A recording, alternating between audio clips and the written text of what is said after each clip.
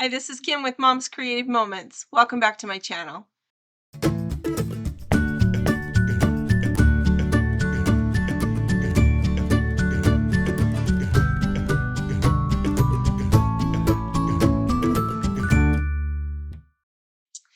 In today's 101.5 lesson, we are going to talk about customizing your Peekaboo Pockets. And those of you who caught my video from Friday have probably already seen this part, but just in case you missed it, I thought it would be important and ought to be a video on its own. So I have recently received or printed a bunch of digital sized photos, and you'll notice when you go to order prints, sometimes it'll say that you want to order, do you want to order a 4x6 or do you want to order this true to size as a digital photo, which ends up being 4x5 1/4 or something like that.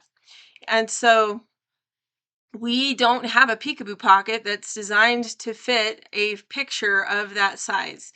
So if you want to put those photos into a Peekaboo Pocket, you either have to cut it down and use a much smaller Peekaboo Pocket, or you have to find a way to customize the 4x6 Peekaboo Pocket or a bigger one to fit what you want. And there have been many people who have suggested different tools. Try this, I use this, and that's fantastic, but I didn't have any of those things, and I still needed to have 3 Peekaboo Pockets for the layout that I did last Friday. And so I mentioned it to my husband, and he said, well, why don't you just use the sealer that we have upstairs that we use for food? We don't use it very often, so it had completely gone out of my mind that we even had one, but he suggested it. So I'm going to show you today how I adjusted those Peekaboo Pockets so that they would fit my pictures properly. And I was really jazzed that it worked so well. So hopefully it's something that you can use if you have some kind of a vacuum sealer at your home. Then you could use that to customize your Peekaboo Pockets as well. Okay, so what I'm trying to do is to shorten a 4x6 Peekaboo Pocket so that it will accommodate my photos that are 5.5x4. And I came to my husband with the quandary of what do I do, because I didn't want this extra 3/4 of an inch out here that was just unused and kind of flopping in the breeze. And he came up with a great idea of let's just use a food saver. So if you have a food saver in your house, go get it if you need to do this. Maybe you don't need to do this, but if you order the digital size photos, then they will come an unusual size and they won't fit completely in here. So you might need to do this. So I measured the photo and I measured the length of my Peekaboo Pocket. And then I put a mark on either side, which you can barely see, but there was a black mark right here on the little webbing that's on the edges. And for the purposes of this video, I've actually drawn a line all the way across. But when I initially did it, I just put marks here. And then I centered those marks on the heat strip to seal it. Let me show you how it's done. So I'm using a compact food saver. This is by Tilia. It's an Italian company. I have no idea if they still make these or not, because this one is probably at least 20 years old. But it's pretty easy. You just lift up the arm, and this strip right here is the strip that you're going to seal on. So ignore the little extra tidbits that you see in there. So you can see the line that I drew across. That's where we want to seal, to put the new seal on the end here. Okay, I'm going to put that right on the center of that sealing space and anchor my hand the best I can to keep it in the same place. Lower the arm, and then I'm going to push the on button and the seal button.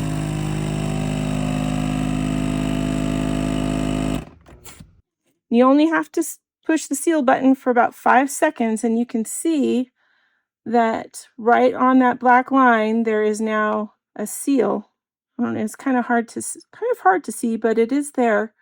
I can push my fingers inside this pocket, and you can see that now it no longer opens beyond that point. So then I can take this back to my workspace and put my photos in it, and they'll be safe. So I'm going to just do one more. This one does not have a line across it, but I'm going to just line those marks up in the center of that strip and the best I can, and put that handle down. Turn it on. I'm sorry, it is kind of noisy, but I have to turn it on and keep the on button pushed, and then hold this down while I push the seal button over here. So here we go.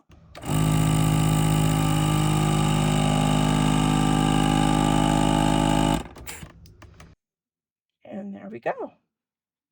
Now we've got 2 sealed envelopes. And we probably don't even need to hold it down a full 5 seconds and we would be okay. Let me see. So I've got 1, 2, and 3. Sorry, you didn't see the third one. That was my practice. So let's go back to my workspace and we'll continue with this layout. All right, so now we have all 3 of our Peekaboo Pockets sealed, but I need to trim off this extra flap or it won't do me any good to have sealed them. So what I'm going to do is just come right in here, and I can see where that line is. I'm going to put that line just to the left of my cutting line right here. And to make sure, I can pull out my sight line and I can see where it's going to cut, because you don't want to cut off the area that you just sealed. You want to cut just to the right of that. So just double check it with that sight line and you can tell where your blade's going to cut. Push down